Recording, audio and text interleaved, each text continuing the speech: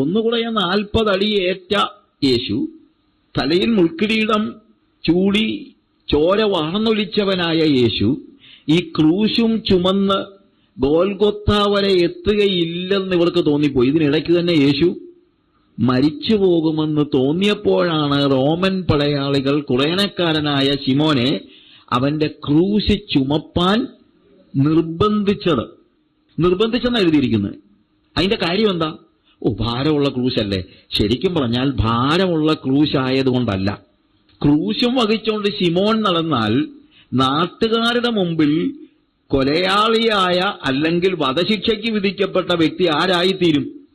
ശിമോനായിത്തീരും. അതൊരു നാണം കെട്ട പരിപാടിയല്ലേ? അതാണ് കുറേനക്കാരനായ ശിമോൻ ക്രൂശ് ചുമക്കാൻ മടി കാണിച്ചത്. ഞാൻ പറഞ്ഞ മനസ്സിലായല്ലോ. അപ്പോൾ ക്രൂശ് എടുക്കുക എന്ന് പറഞ്ഞാൽ അതിന്റെ അർത്ഥം എന്താണ്? ഇനി ചില മണിക്കൂറുകൾ കൂടെ മാത്രമേ ഇയാൾക്ക് ജീവിതമുള്ളൂ. അപ്പൊ യേശു പറഞ്ഞു, തന്നെത്താൻ ത്യജിച്ച് തന്റെ ക്രൂശ് എടുത്ത് എന്നെ അനുഗമിക്കാത്തവനും എന്റെ ശിഷ്യനാകുവാൻ കഴിയുകയില്ല. എന്താ അതിന്റെ അർത്ഥം? കർത്താവ് പറഞ്ഞതാണ്, ഇനി ചില മണിക്കൂറുകളിലൂടെ മാത്രമേ ജീവിതമുള്ളൂ എന്നതുപോലെ ജീവിക്കുന്നവന് മാത്രമേ എന്റെ ശിഷ്യനാകുവാൻ സാധിക്കത്തുള്ളൂ. ഞാൻ പറഞ്ഞതിൽ അർത്ഥം മനസ്സിലായോ? ഇപ്പം മനസ്സിലായോ? ഞാൻ പറഞ്ഞത് പോസിറ്റീവ് തിങ്കേഴ്സ് പറയുന്നതിന്റെ നേരെ ഓപ്പോസിറ്റാണ് വേദപുസ്തകത്തിന്റെ ചിന്ത എന്നുള്ളത് മനസ്സിലായല്ലോ. വേദപുസ്തകം പഠിപ്പിക്കുന്നത് ഇനിയുള്ള ദീർഘമായ ജീവിതത്തിന്റെ ആദ്യത്തെ ദിവസം എന്നതുപോലെ ഇന്നത്തെ ദിവസം ജീവിക്കാനല്ല. അത് പോസിറ്റീവ് തിങ്കിങ്. ഞാൻ പറഞ്ഞ മനസ്സിലായല്ലോ. വേദപുസ്തകം പറയുന്നത് live this day as if it is the last day of your life. നിങ്ങളുടെ ജീവിതത്തിന്റെ അവസാനത്തെ ദിവസം ഈ ദിവസമാണെങ്കിൽ നിങ്ങൾ എങ്ങനെ ജീവിക്കും എന്നതുപോലെ വേണം നിങ്ങൾ എല്ലാ ദിവസവും ജീവിക്കുവാൻ. ഓരോ ദിവസവും ക്രൂശ് എടുത്തുകൊണ്ട് വേണം. ലൂക്കോസിന്റെ സുവിശേഷത്തിൽ പറയുമ്പോൾ, ദിനംതോറും തന്റെ ക്രൂശ് എടുത്ത് എന്നെ അനുഗമിക്കാത്തവനും എന്റെ ശിഷ്യനാകുവാൻ കഴിയുകയില്ല. ദിനംതോറും എന്ന് വെച്ചാൽ എന്താണ്? നേരം വെളുക്കുമ്പോൾ തന്നെ പറയണം, കർത്താവേ, എനിക്ക് ഈ ഒരു ദിവസം മാത്രമേ ഉള്ളൂ എന്നതുപോലെ ജീവിക്കാൻ എന്നെ സഹായിക്കണേ. നാളെ ഒരു ദിവസം എനിക്ക് ബാക്കിയുണ്ടെന്ന നിലയിൽ ജീവിക്കാനല്ല. നാളെ ഒരു ദിവസം കർത്താവ് തന്നാൽ നാളെ ഇത് തന്നെ പറയണം. കാരണം കർത്താവ് പഠിപ്പിച്ചത് എങ്ങനെ ജീവിക്കണമെന്നാ? ക്രൂശെടുത്ത് ജീവിക്കണം. ക്രൂശെടുത്ത് ജീവിക്കാൻ പോകുന്നവൻ മോഹങ്ങളൊന്നും ഇല്ലാത്തവനാണ്. ക്രൂശെടുത്ത് ജീവിക്കാൻ പോകുന്നവൻ ഒരിക്കലെങ്കിലും പറയുമോ, എന്നാ പിന്നെ മരടിലെ ഫ്ളാറ്റിനൊക്കെ ഇപ്പം വിലക്കുറവാണ്, എന്നാ പിന്നെ അവിടെ ഒരു ഫ്ളാറ്റ് കൂടെ വാങ്ങിക്കാമെന്ന് വല്ലതും പറയുമോ? ഇല്ല. അവനെ സംബന്ധിച്ചിടത്തോളം അവൻ എന്തിനാ ഇതൊക്കെ? അവൻ ഒരു ദിവസം കൂടെ എന്താ ജീവിക്കുന്നുള്ളോ? വല്ലതും കഴിക്കാനോ കുടിക്കാനോ ഒക്കെ ആഗ്രഹം ഉണ്ടാകുമായിരിക്കും, ഇല്ലേ? നമ്മൾ ഈ ക്യാപിറ്റൽ പണിഷ്മെന്റ് കൊടുക്കുന്ന ആളുകളോട് കൊല്ലുന്നതിന്റെ തലേ ദിവസം ചോദിക്കുമല്ലോ, നിനക്ക് എന്തോ ആഗ്രഹമുള്ളതെന്ന്, ഇല്ലേ? നിനക്ക് എന്താ ആഗ്രഹമുള്ളതെന്ന് സാധാരണ ചോദിക്കുമല്ലോ. ആഗ്രഹമുള്ളത് എന്താണെന്ന് ചോദിക്കുമ്പോഴത്തേക്ക് ഇവൻ പറയുമോ, എനിക്ക് എന്തെങ്കിലും വലിയ അല്ലെങ്കിൽ എനിക്ക് ലണ്ടനിൽ ഒരു ഫ്ലാറ്റ് വാങ്ങിക്കണമെന്നല്ലോ അവൻ പറയുമോ? ഇല്ല. അവൻ പിന്നെ പറയുന്നത് എന്താ, എനിക്ക് കപ്പയും മീൻകറി കഴിക്കണം. ഇങ്ങനെയുള്ള ചില്ലറ ആഗ്രഹങ്ങളൊക്കെ കാണുമായിരിക്കും. അതിൽ കൂടുതലൊന്നും ഇവന് മോഹമില്ല. കാര്യം അവനറിയാം നാളെ എന്താണെങ്കിലും മരിക്കാൻ പോവുക. ഇവന്റെ പേരിലൊരു ഫ്ലാറ്റ് എഴുതി കൊടുത്തിട്ട് കടലാസ് ഇവന്റെ കൊടുത്താൽ കടലാസ് കൊണ്ട് ഇവന് വല്ല ഗുണമുണ്ടോ? ഇല്ല. ഇതുപോലെയൊക്കെ ഉള്ളൂ ഒരു യഥാർത്ഥ ദൈവ പൈതലിനെ സംബന്ധിച്ചിടത്തോളം ഭൗതികമായ ഏത് കാര്യങ്ങളും. അവനെ ഇതൊന്നും എന്ത് ചെയ്യത്തില്ല, അവന്റെ മനസ്സിൽ കടക്കത്തില്ല. അവന് വീട് കാണും, അവന് വസ്തു കാണും, അവന് ജോലി കാണും, ഇതൊക്കെ കാണും, ഇല്ലെന്നല്ല. പക്ഷേ അവനെ സംബന്ധിച്ചുള്ള അവൻ പറയുന്നത്, ആഫ്റ്റർ ഓൾ എന്നോട് കർത്താവ് പറഞ്ഞിരിക്കുന്നത് ഈ ഒരു ദിവസം മാത്രമേ ബാക്കിയുള്ളൂ എന്നതുപോലെ ജീവിക്കുക എന്നാണ്. ഈ ഒരു ദിവസം മാത്രമേ ബാക്കിയുള്ളൂ എന്ന് മനസ്സിലായി കഴിഞ്ഞാൽ നമ്മുടെ ലൈഫ് എന്തോരം വ്യത്യാസമായിരിക്കും, ഇല്ലേ? അങ്ങനെയാണെങ്കിൽ നമ്മൾ വഴക്കുണ്ടാക്കാൻ പോകുമോ? ഒരു ദിവസം കൂടെ മാത്രമേ എനിക്ക് ബാക്കിയുള്ളൂ അറിഞ്ഞു കഴിഞ്ഞാൽ എന്നാൽ പിന്നെ അവന് 2 കൊടുത്തിട്ടാ ഞാൻ ചാകത്തുള്ളെന്ന് പോലും ആരെങ്കിലും പറയുമോ? ഇല്ല. അങ്ങനെ പറയുന്നവരുണ്ടായിരിക്കും, എനിക്കറിയത്തില്ല. വല്ല പിശാച് ബാധിച്ചവനൊക്കെ അങ്ങനെ പറയുമായിരിക്കും. പക്ഷെ നമ്മളങ്ങനെ പറയാൻ പാടില്ല. നമ്മളെ സംബന്ധിച്ചിടത്തോളം കർത്താവ് എങ്ങനെയാണ് തനിക്കൊരു ദിവസം മാത്രമേ ബാക്കിയുള്ളൂ എന്നറിഞ്ഞപ്പോൾ കർത്താവ് എങ്ങനെയാണ് ഇടപെട്ടത്? യോഹന്നാൻ സുവിശേഷം 13-ാം അധ്യായത്തിന്റെ 1-ാം വാക്യമാണ് നമ്മൾ കാണുന്നത്. പെസഹ പെരുന്നാളിന് മുമ്പേ താൻ ഈ ലോകം വിട്ട് പിതാവിന്റെ അടുക്കൽ പോകുവാനുള്ള നാഴിക വന്നു എന്ന് യേശു അറിഞ്ഞിട്ട് ലോകത്തിൽ തനിക്കുള്ളവരെ സ്നേഹിച്ചതുപോലെ അവസാനത്തോളം അവരെ സ്നേഹിച്ചു. അപ്പൊ ഇതിനകത്തൊരു പ്രത്യേകതയുണ്ട്. എന്താണെന്ന് ചോദിച്ചാൽ, യേശുവിന് ഇത് മനസ്സിലായി, അല്ലെങ്കിൽ യേശുവിന് അത് അറിയാമായിരുന്നു. അതായത് താൻ എങ്ങോട്ട് പോകുന്നുവെന്നുള്ളത്, ഒരു ദിവസം കൂടെ ഉള്ളൂ എന്നുള്ളത് യേശുവിനറിയാം. അത് കഴിഞ്ഞാൽ താൻ എങ്ങോട്ടാണ് പോകുന്നെന്നുള്ളത് യേശുവിന് അറിയാമായിരുന്നു. അവന്റെ യാത്രയെക്കുറിച്ച് അവന് നല്ല ബോധ്യമുണ്ടായിരുന്നു. യേശുവിന് അവൻ അവിടെ താഴെ പറയുന്നത് ലോകത്തിൽ തനിക്കുള്ളവരെ സ്നേഹിച്ചതുപോലെ അവസാനത്തുള്ളവരെ സ്നേഹിച്ചു. അവൻ എന്തുകൊണ്ടാണ് ഇതൊക്കെ ചെയ്യാൻ കഴിഞ്ഞതെന്ന് ചോദിച്ചു കഴിഞ്ഞാൽ ഒരു കാരണം, first of all is God, അതല്ല ഞാനിവിടെ പറയുന്നത്. പക്ഷേ സ്വാഭാവികമായി എങ്ങോട്ട് പോകുന്നുവെന്നുള്ള ഒരു തിരിച്ചറിവുണ്ടാകുമ്പോഴാണ് നമ്മുടെ ഏറ്റവും ഒടുവിലത്തെ ജീവിതം പോലും ഏറ്റവും അനുഗ്രഹീതമായി തീരുന്നത്. എങ്ങോട്ട് പോകുന്നുവെന്ന് അറിയാൻ വയ്യാത്ത ഒരു വ്യക്തി കൺഫ്യൂഷനിലായിരിക്കും. പലപ്പോഴും നമുക്കുണ്ടാകുന്ന ഒരു വലിയ പ്രശ്നം ഇതാണ്, നമുക്ക് ഒരു ദിവസം കൂടെ ബാക്കിയുള്ളൂ എന്ന നിലയിൽ ജീവിക്കാൻ നമുക്ക് പലപ്പോഴും ഇഷ്ടമില്ല. അതിന്റെ ഒന്നാമത്തെ കാരണം എങ്ങോട്ടാ പോകുന്നതെന്നുള്ളത് അത്ര വലിയ ബോധ്യവും ഇല്ല. പോകുന്നൊക്കെ നമുക്കൊരു ചിന്ത ഉണ്ട്, ഇല്ലെന്നല്ല ഞാൻ പറയുന്നത്. പക്ഷെ എന്നാലും എവിടെയോ ഒക്കെ ഒരു സംശയം ബാക്കി എളുപ്പമുണ്ട്. വല്ല രീതിയിലും എങ്ങാനും തട്ടിപ്പോയാലോ എന്നുള്ള ഒരു ചിന്തയുണ്ട്. പക്ഷെ യേശുവിനെ സംബന്ധിച്ചിടത്തോളം തനിക്ക് എവിടേക്കാണ് പോകുന്നതെന്നുള്ളത് കൃത്യമായിട്ട് അറിയാമായിരുന്നു. പ്രിയമുള്ളവരെ, എപ്പോഴും ഈ ഒരു ദർശനത്തിൽ ജീവിക്കാൻ നമുക്ക് കഴിയണം. യേശുവിന് എപ്പോഴും അറിയാമായിരുന്നു. അവൻ മരിക്കുന്ന ദിവസം യേശുവിന് അറിയാം, അത് നമുക്ക് പറയാൻ കഴിയില്ല. പക്ഷേ നമ്മളും ജീവിക്കേണ്ടത് എങ്ങനെ തന്നെയാണ്, ഇത് എൻ്റെ അവസാനത്തെ ദിവസമാണ് എന്നുള്ള ആ ഒരു ധാരണയോടുകൂടെ ക്രൂശ് എടുത്തുകൊണ്ടാണ് അവനെ അനുഗമിക്കേണ്ടത്. മരണത്തെ മുന്നിൽ കണ്ടുകൊണ്ട് ജീവിക്കുന്നവനെ പോലെ.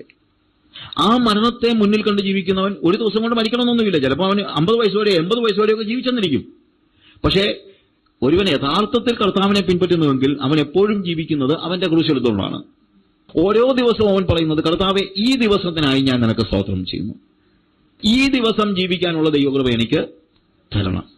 ഈ ദിവസം എനിക്ക് ആവശ്യമുള്ള ആഹാരം തരണം. ഈ ദിവസം, ഒരു ദിവസം. അതാണ് ക്രിസ്തീയ ജീവിതം. പോസിറ്റീവ് പ്രീച്ചേഴ്സ് പറയുന്നത് പോലെയുള്ളതല്ല ക്രിസ്തീയ ജീവിതം. ആ ഒരു ബോധ്യത്തോടുകൂടെ ജീവിക്കുകയാണെങ്കിൽ അതിന് ഏറ്റവും പ്രധാനപ്പെട്ട ഘടകം എന്ന് പറയുന്നത്, ഈ ദിവസം കഴിഞ്ഞിട്ട് നാളെ ഞാൻ അങ്ങോട്ട് വരികയാണെങ്കിൽ ഞാൻ എങ്ങോട്ടാണ് പോകുന്നതെന്നുള്ള ബോധ്യം എനിക്ക് ഉണ്ടാവണം. അങ്ങനെ ഉണ്ടെങ്കിൽ നമ്മൾ കരയത്തൊന്നുമില്ല. മരണത്തെ മുഖാമുഖം കണ്ടാലും നമ്മൾ കരയാൻ ആവശ്യമില്ല. കാരണം എങ്ങോട്ടാണ് പോകുന്നതെന്നുള്ള ബോധ്യം നമുക്കുണ്ടെങ്കിൽ ഒരു പരിധി വരെ അത് നമുക്ക് കൂടുതൽ സന്തോഷമേ തരത്തുള്ളൂ. ഇപ്പൊ ഞാൻ ചിലപ്പോൾ പറയാറുണ്ട്, ഇപ്പോഴത്തെ കേസല്ല, കുറച്ച് വർഷങ്ങൾക്ക് മുമ്പൊക്കെ എന്ന് പറഞ്ഞാൽ ഈ സൗദി അറേബ്യയിൽ മണലാരണ്യത്തിൽ പണിയെടുക്കുന്ന ഒത്തിരി പേരുണ്ട്. എയർ കണ്ടീഷണർ ഇല്ല, ഒന്നുമില്ല. എനിക്കറിയാവുന്ന ഒത്തിരി പേരുണ്ട്. വെറും മൃഗങ്ങൾ ജീവിക്കുന്നത് പോലെ ജീവിച്ച് അങ്ങനെയൊക്കെ ജീവിച്ച് കഷ്ടപ്പെട്ട് അവർ കിട്ടുന്ന പണം കൊണ്ട് നാട്ടിലെ കുടുംബത്തെ പുലർത്തുന്നവരായ ആളുകൾ. അവർക്ക് 2 കൊല്ലം കൂടുമ്പോഴായിരിക്കും ചിലപ്പം അവധി കിട്ടുന്നത്. 2 കൊല്ലം കൂടി അവധി കിട്ടി നാളത്തേക്ക് എയർ ടിക്കറ്റ് എടുത്ത് കമ്പനി കൊടുക്കുമ്പോഴത്തേക്ക് ഇയാൾ കരയുമോ? ഓ, എന്റെ മണലാരണ്യം വിട്ട് ഈ ചൂടൊക്കെ കളഞ്ഞേച്ച് ഞാൻ എങ്ങനെ നാട്ടിൽ പോകും എന്ന് വല്ലതും ആരെങ്കിലും പറയുമോ? ഇല്ല. അവനെ സംബന്ധിച്ചുള്ള അതൊരു ആഘോഷമാണ്. ഞാൻ പറഞ്ഞ മനസ്സിലായല്ലോ. ഇതുപോലെ സ്വർഗത്തെ നോക്കി ആഹ്ലാദിക്കുവാനും ആഘോഷമാകുവാനും കഴിയുന്നവനാണ് യഥാർത്ഥ ക്രിസ്ത്യാനി. നമ്മുടെ ഒരു വലിയ പ്രശ്നം ഇതാണ്, നമ്മളുടെ ഡെസ്റ്റിനേഷനെ കുറിച്ച് നമുക്ക് ബോധ്യമില്ല. നമ്മൾ എങ്ങോട്ട് പോകുന്നു എന്നുള്ള തിരിച്ചറിവ് നമുക്കില്ല. എന്നാൽ നമുക്ക് വേണ്ടി കാൽവറി ക്രൂശിൽ മരിച്ച് നമുക്ക് ജീവൻ തന്ന യേശുവിന്റെ കൂടെ യുഗങ്ങൾ വസിക്കുവാനാണ് നമ്മൾ പോകുന്നത്. ആ ഒരു ബോധ്യം ഉണ്ടായാൽ ഈ മണലാരണ്യത്തിൽ നിന്നൊന്ന് രക്ഷപ്പെടുന്നതിനകത്തുള്ള സന്തോഷമല്ല നമുക്കുണ്ടാകത്തുള്ളൂ. പൗലോസ് പറഞ്ഞ്, വിട്ടുപിരിഞ്ഞ് ക്രിസ്തുവിനോടുകൂടെ ഇരിപ്പാൻ എനിക്ക് ആഗ്രഹമുണ്ട്. അത് അത്യുത്തമമല്ലോ. എത്ര പേര്, ഇതൊക്കെ വായിക്കാൻ നമുക്കെല്ലാം എളുപ്പമാണ്, പക്ഷെ എത്ര പേര് ആ സ്വർഗത്തിന്റെ ദർശനത്തിൽ ജീവിക്കുന്നുണ്ട്? ഞാൻ പറഞ്ഞല്ലോ, തീരുമാനമെടുക്കാൻ അവസാനം വരെ കാത്തിരിക്കണ്ട. ആ സ്വർഗീയ ദർശനത്തിൽ ജീവിക്കാൻ നമ്മളൊരു തീരുമാനമെടുക്കണം. ഓരോ നിമിഷങ്ങളിലും സ്വർഗത്തെ സ്വപ്നം കണ്ടുകൊണ്ട് ജീവിക്കാൻ. കർത്താവ് എന്നാ നീ വരുന്നത്? ആ വരവിന് വേണ്ടിയുള്ള ആകാംക്ഷയോടെ. പണ്ടത്തെ പോലുള്ള ആകാംക്ഷയൊന്നും നമുക്കില്ല. പണ്ടൊക്കെ വിശ്വാസികൾ തമ്മിൽ കാണുമ്പോൾ അവർ പറഞ്ഞു നിർത്തുന്നത് മാറാൻ ആധാ, നമ്മുടെ കർത്താവ് വരുന്നു, കർത്താവ് വരുന്നു. കാരണം അവർക്ക് അതേ ഉണ്ടായിരുന്നുള്ളവർക്ക് പ്രതീക്ഷ. ചിലപ്പോഴൊക്കെ ഞാൻ ആലോചിക്കാറുണ്ട്, എന്തുകൊണ്ടാണ് ഇങ്ങനെ ഒരു പ്രശ്നം ഉണ്ടാകുന്നതെന്ന് ചോദിച്ചാൽ, അതായത് ഈ സ്വർഗത്തെക്കുറിച്ചുള്ള വലിയ മോഹങ്ങളും മറ്റും നമുക്കില്ലാതെയായി പോകാനുള്ള കാരണം ഇവിടെ നമുക്ക് ഇച്ചിരി കൂടുതൽ കിട്ടിയപ്പോഴാണ്. ഒന്നുമില്ലാഞ്ഞപ്പോൾ നമ്മുടെ പിതാക്കന്മാരൊക്കെ വളരെ കഷ്ടപ്പെട്ടപ്പോൾ അവരെ സംബന്ധിച്ചിടത്തോളം അവർക്ക് കർത്താവിന്റെ വരവെന്ന് പറയുന്നത് വലിയൊരു ആഹ്ലാദവും ആഘോഷവും കാത്തിരിപ്പുമായിരുന്നു. കർത്താവെ, എന്നാ നീ വരുന്നത്? ഇല്ലേ? കർത്താവിന്റെ വരവിന് വേണ്ടിയുള്ള വലിയ പ്രതീക്ഷ, അത് മതി എന്നുള്ള ചിന്ത. നമ്മുടെ പഴയ പാട്ടുകളെല്ലാം കർത്താവിന്റെ വരവിന് വേണ്ടിയുള്ള ആകാംക്ഷയുള്ള പാട്ടുകളാണ്. ഇപ്പോഴത്തെ പാട്ടുകളുടെ പ്രശ്നം എന്ന് ചോദിച്ചു കഴിഞ്ഞാൽ ഇവിടെ എന്തോ കിട്ടുമെന്നുള്ളതാണ് ഇപ്പോഴത്തെ മുഴുവൻ പാട്ടും. നിന്റെ തൊട്ടി അനുഗ്രഹിക്കപ്പെടും, വട്ടി അനുഗ്രഹിക്കപ്പെടും, അത് അനുഗ്രഹം വരുന്നുണ്ട്, ഇതിലേ വരും, അതിലേ വരും, അബ്രഹാമിന്റെ അനുഗ്രഹം. അങ്ങനെ ഈ ഭൂമിയിൽ മനുഷ്യനെ തളച്ചിടുന്നതായ പാട്ടുകൾ. പഴയ പിതാക്കന്മാരുടെ പാട്ടുകൾ അങ്ങനല്ലായിരുന്നു. അവരൊക്കെ പാടിയത് ഈ ലോകം വേണ്ട, എനിക്കൊന്നും വേണ്ട, എന്റെ താതന്റെ സന്നിധി ചേർന്നാൽ മതി എന്നാ പറഞ്ഞത്.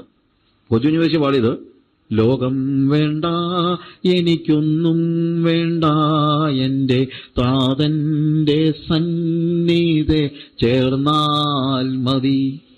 ആത്മാർത്ഥതയോടെ പാടണം. കർത്താവ് ചിലപ്പോൾ ചോദിക്കും, മോളെ ഇത് പാടിയങ്ങോട്ട് ഇറങ്ങുമ്പം കർത്താവ് പറയാ, നീ പറയുന്നത് ലോകം വേണ്ട, എനിക്കൊന്നും വേണ്ടാന്ന്, എന്നാൽ പിന്നെ നിന്റെ വീട് ഞാനങ്ങ് എടുത്തോട്ടെ, അല്ലെങ്കിൽ നിന്റെ ജോലി ഞാനങ്ങ് കളയട്ടെ എന്ന് ചോദിച്ചാൽ എന്താ പറയും? കർത്താവ്, എനിക്ക് ജോലിയും വേണം, നീയും വേണം, അല്ലേ? പിന്നെ ഇവിടെ പാടിയതെന്തോ? നമ്മൾ മിക്കപ്പോഴും പാടുന്നത് മുഴുവൻ കള്ളവാ. ദയവ് ചെയ്ത് പാടിയില്ലെങ്കിലും വേണ്ടിയല്ല, കള്ളം പാടരുത്. ഇന്ന് അങ്ങനത്തെ പാട്ടുകളില്ല. കാര്യം നമ്മളുടെ മനോഭാവങ്ങൾക്കനുസരിച്ചാണ് പാട്ടുകൾ ഉണ്ടാകുന്നത്. ഇതുകൊണ്ടൊക്കെ പറ്റുന്ന പ്രശ്നം എന്താണ്? നമ്മൾ എവിടേക്കാ പോകുന്നതെന്നുള്ള ഒരു തിരിച്ചറിവ് നമുക്കില്ല. നമ്മൾ ചിന്തിക്കുന്നത് ഇനി ഒരു 100 കൊല്ലം കൂടെ നമ്മൾ ഇവിടെ ജീവിക്കുമെന്നാണ്. ഇന്നത്തെ വിശ്വാസികളുടെ ഏറ്റവും വലിയ പ്രശ്നം ഇതാണ്. ദൈവത്തെ അവർ ഭൂമിയിലെ ജീവിതത്തിന്റെ മോഹങ്ങൾക്ക് വേണ്ടി ഉപയോഗിക്കുന്ന ഒരു തലമുറയായി വിശ്വാസി തലമുറകൾ മാറിയിരിക്കുന്നു. അവർക്കൊരിക്കലും യേശുവിന്റെ സ്വഭാവത്തിൽ ജീവിക്കാൻ കഴിയില്ല. കാരണം യേശുവിനറിയാമായിരുന്നു. അവിടെ പറഞ്ഞിരിക്കുന്നത്, പെസഹ പെരുന്നാളിന് മുമ്പേ താൻ ഈ ലോകം വിട്ട് പിതാവിന്റെ അടുക്കൽ പോകുവാനുള്ള നാഴിക വന്നു എന്ന് യേശു അറിഞ്ഞിട്ട് അവനറിയാമായിരുന്നു. ഈ പെരുന്നാളൂടെ കഴിഞ്ഞിട്ട് താൻ അറുക്കപ്പെടുവാൻ പോകുന്ന ദൈവത്തിന്റെ കുഞ്ഞാടാണെന്നുള്ള നല്ല ബോധ്യം അവന് ഉണ്ടായിരുന്നു. അതുകൊണ്ട് അവൻ എന്ത് ചെയ്തു? അവൻ കൂളായിട്ട് അവൻ ലോകത്തിൽ തനിക്കുള്ളവരെ സ്നേഹിച്ചതുപോലെ അവസാനത്തോളം അവരെ സ്നേഹിച്ചു. കാര്യം അവൻ അറിയാമായിരുന്നു അവൻ പിതാവിന്റെ അടുക്കലേക്ക് പോകുവാനുള്ള നാഴിക വന്നിരിക്കുന്നു. താൻ എവിടേക്ക് പോകുന്നു എന്ന് യേശുവിന് അറിയാം. താൻ എവിടേക്ക് പോകുന്നു എന്നുള്ളത് യേശുവിന് അറിയാം. തന്റെ ഐഹിക ജീവിതത്തിൽ ഇനി ചില മണിക്കൂറുകൾ മാത്രമേ ഉള്ളൂ. അത് കഴിഞ്ഞാൽ താൻ എന്ത് ദൗത്യം നിർവഹിക്കാനായിട്ട് ഭൂമിയിൽ വന്നോ അത് അവൻ നിർവഹിച്ചു കഴിഞ്ഞു. ക്രൂശ് മരണത്തോടുകൂടെ എന്ത് ദൗത്യത്തോടുകൂടെ അവൻ ഭൂമിയിലേക്ക് വന്നോ അവന്റെ ദൗത്യം അവൻ നിർവഹിച്ചു. അപ്പൊ പിന്നെ പിതാവിന്റെ സന്നിധിയിലേക്ക് പോകുന്നത് പരാജിതനായിട്ടല്ല, ദൗത്യം നിർവഹിച്ച് വിജയിയായിട്ടാണ് അവൻ എങ്ങോട്ട് പോകുന്നത്? പിതാവിന്റെ സന്നിധിയിലേക്ക് പോകുന്നത്. അപ്പൊ പിതാവിന്റെ സന്നിധിയിലേക്ക് പോകുമ്പോൾ സന്തോഷിക്കണമെങ്കിൽ ഏൽപ്പിച്ച ദൗത്യം നിർവഹിച്ചിട്ട് എന്നാൽ മാത്രമേ നമുക്ക് എന്ത് ചെയ്യാൻ പറ്റുള്ളൂ? സന്തോഷിക്കാൻ പറ്റുള്ളൂ.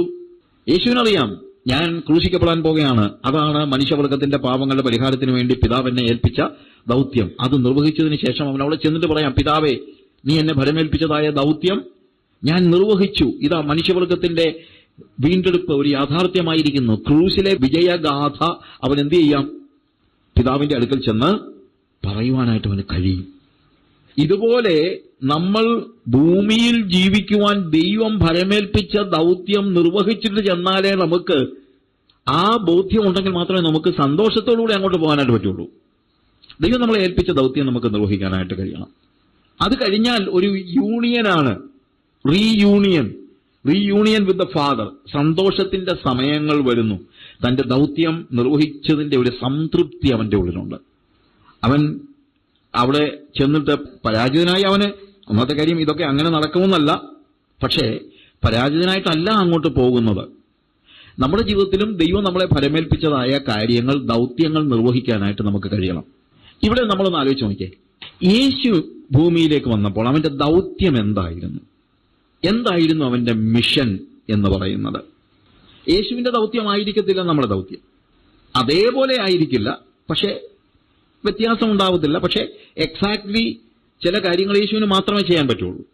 മനുഷ്യവർഗത്തിന്റെ പാപത്തിന്റെ പരിഹാരത്തിന് വേണ്ടി കാൽവറി ക്രൂശിൽ മരിക്കുക എന്ന് പറയുന്നത് എന്നെ കൊണ്ടോ നിങ്ങളെ കൊണ്ടോ ലോകത്തിലൊരു മനുഷ്യനെ കൊണ്ടോ ഒരു ദൂതനെ കൊണ്ട് പോലും സാധ്യമല്ല. അത് യേശുവിന് മാത്രമേ കഴിയത്തുള്ളൂ.